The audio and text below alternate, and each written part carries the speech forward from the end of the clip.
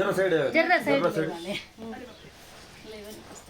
कंठे यस्य विराजते हि गरलं गंगाजलं मस्तके वामांगे गिरिराज राजतनया जाया भवानी सती नंदी स्कंद गणादिनाथ सहित श्री केदारनाथ प्रभु केदारांचल संस्थितो हि सततम कुर्या सदा मंगलम। पूर्व परंपरा के अनुसार 12 ज्योतिर्लिंग में केदारनाथ एक ज्योतिर्लिंग है।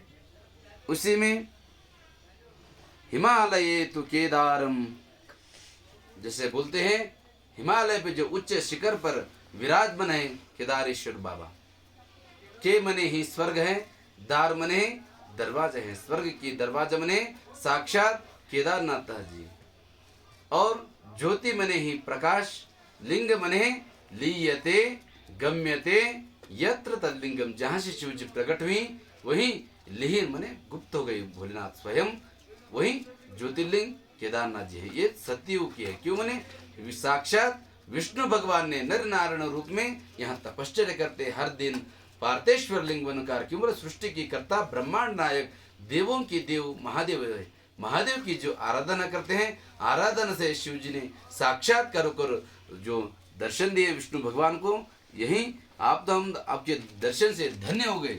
लेकिन इस विश्व की जीवात्माओं के लिए, विश्व की कल्याण के लिए आप यहीं स्थापित हो जाओ, यहीं विराजमान हो जाओ। तो ज्योतिर्लिंग के स्वरूप में यहीं विराजमान हो गए, यहीं विराजमान हो गए।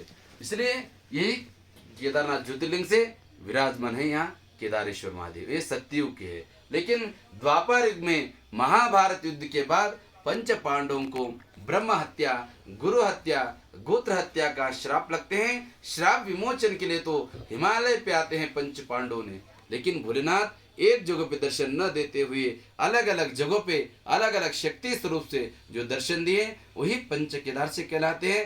केदारेश्वर ने साक्षात काशी विश्वनाथ से भोलेनाथ उत्तर काशी आते हैं, उत्तर काशी से गुप्त काशी आते हैं, गुप्त काशी में भोलेनाथ गुप्त होकर आगे हिमालय पे चल पड़ते हैं। यहाँ आकर भोलेनाथ पशु की रूप धारण कर लेते हैं।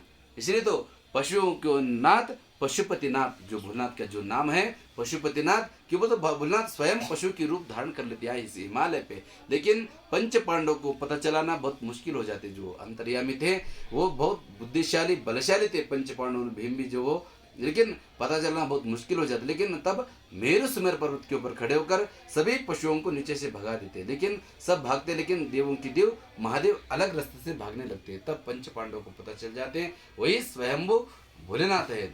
जरूर पकड़ना। क्यों बोलते दर्शन स्पर्शनश्चैव कार्यम अंतर रहितमा। जब तक भोलेनाथ के दर्शन नहीं हो पाते थे तब तक उनका जीवन मुक्त नहीं होते थे, जो पापों से मुक्ति नहीं मिलते थे। इसलिए भोलेनाथ के दर्शन के लिए वही स्वयं भोलेनाथ बोलकर पीछे जाकर पकड़ने जाते। तब तक भोलेनाथ मुखभाग जमीन में डाल देते। जिस भूमि को जो कहते हैं दलदल कहते हैं, महादेव की शक्ति के सामने कुछ नहीं है। जो मुखभाग अंदर जमीन में जो छिप जाते हैं, अग्रभाग पशुपतिनाथ नेपाल। क्यों मैंने पशुओं के रूप में आए थे बोलकर भोलेनाथ के नाम ही पशुओं की नाथ पशुपतिनाथ। पशुपतिनाथ वो नेपाल में मुखभाग दर्शन है। और यहाँ जो शेष भाग बच गया पृष्ठ माने बैक साइड की जो विभाग रहते हैं, भाग रहते हैं, वो पृष्ठ भाग के स्वरूप में लिंगमय हो गए शिव जी ने। इसलिए तो यहाँ भोलेनाथ की सेवा घी लगा के स्वयं भक्तों द्वारा सेवा करते हैं। और द्वितीय केदार भगवान मध्यमेश्वर में नाभि स्वरूप मध्य भाग के दर्शन दिए पंच पांडवों को भोलेनाथ।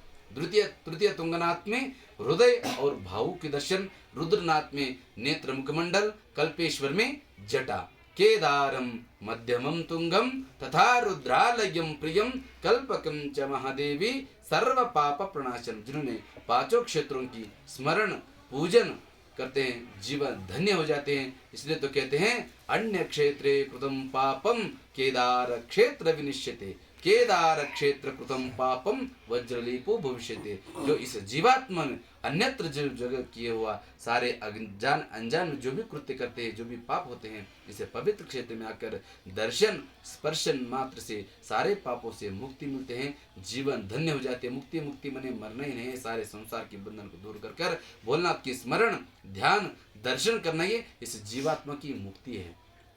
इसलिए तभी तो पंच पांडव तो आए थे। अभी वर्तमान में जो श्रद्धालु आते हैं जीवन मुक्त कर लेते, इस यहाँ आने के बाद मन को शांति मिलते हैं। आते समय कितने भी तकलीफ हो तो यहाँ आने के बाद सुखी ही सुखी हो जाते हैं। जीवन इस केदारेश्वर महादेव ऐसे हैं, खाली हाथ से जो आते हैं खाली हाथ से नहीं भेजते, जो हाथ भरकर झोला भर के भेज देते हैं। ऐसी कृपा कर देते हैं महादेव। जो निश्चित आत्मा सुखोदय, जो मन भाव से इस दुनिया में भगवान है, केदारेश्वर साक्षात जहाँ जीवन धन्य कर लेते, जो भाव मन के भाव से आ जाते हैं, उस जीवात्मा को भोलना धन्य कर देते, कल्याण कर देते। यही यहाँ का जो भी दर्शन करते हैं जीवात्मा ने पूरित हो जाते हैं। यही कहकर ऐसे दो शब्दों को विराम देता हूं। ओम शांति।